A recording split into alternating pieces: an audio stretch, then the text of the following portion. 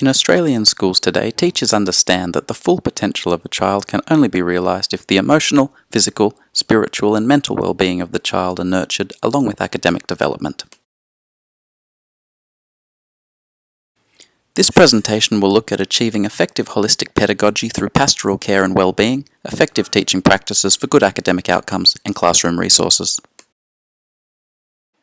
The World Health Organization states that health-promoting schools are schools which display, in everything they say and do, support for and commitment to enhancing the emotional, social, physical and moral well-being of all members of their school community.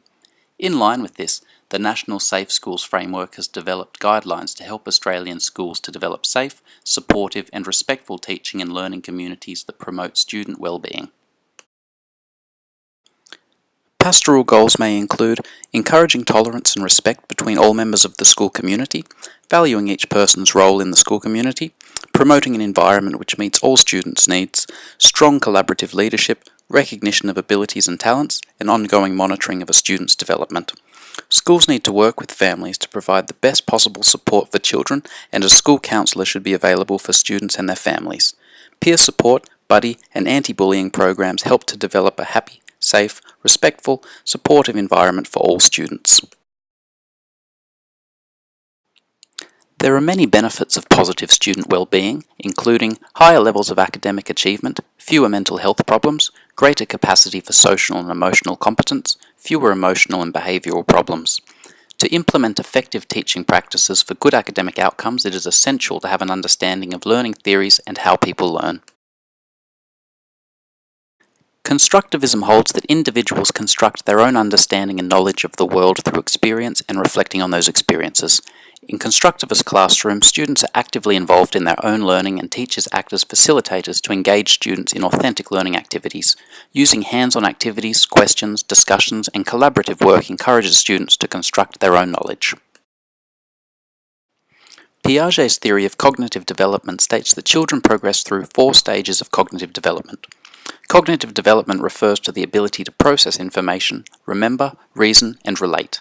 Knowledge of Piaget's theory enables a teacher to create an environment, curriculum, and activities that are consistent with a student's cognitive and physical abilities, and also with their emotional social needs.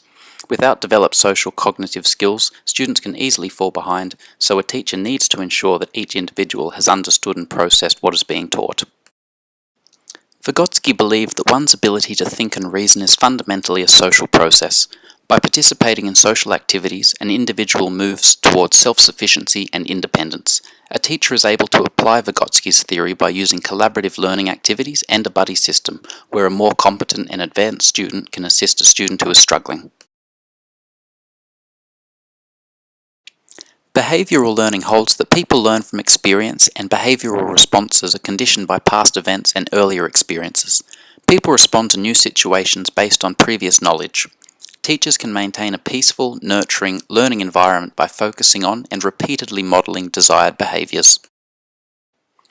Effective teaching strategies include promoting a positive classroom culture. A warm, secure environment where open and positive communication and mutual respect is encouraged ensures that students will have positive associations with school, teachers, learning, and peers, which creates a culture of learning. It is important to reward students for their success. For example, art can be hung on the walls as intrinsic reinforcement. Teachers can use the Premack principle to reward students for participating in less preferred behaviours or activities. Knowing what students already know and understand and recognising their skills and interests enables a teacher to plan more effectively and adapt their teaching to suit individual learning styles. An understanding of Gardner's multiple intelligences can be used to provide stimulating activities that cater for individual learning needs and strengths. Different learning needs can also be catered for by using Bloom's taxonomy to present ideas, activities, and questions that help students to develop higher level thinking skills. Engaging and motivating students in meaningful activities that enable them to experience success, provide positive feedback and appropriate assessment to encourage learning. Allow mastery to be demonstrated in different ways. Encouraging students to take more responsibility for their learning by setting clear goals and involving students in evaluating their own learning. There are many tools available to help teachers achieve positive pastoral and academic outcomes. Classroom design is an essential component in creating a positive learning environment. For example, arranging desks in small groups encourages cooperative learning, collaboration, and discussion. Lesson plans set achievable goals and help to maintain focus. Charts, acronyms, and models can be effective classroom resources when it comes to demonstrating connections between information.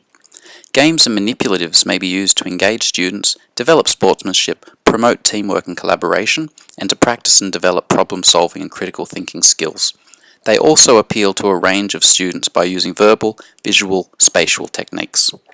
Using technologies such as smart boards, iPads and computers in the classroom helps the teacher to be more of a facilitator, engages and motivates students, and encourages them to be actively involved in their own learning.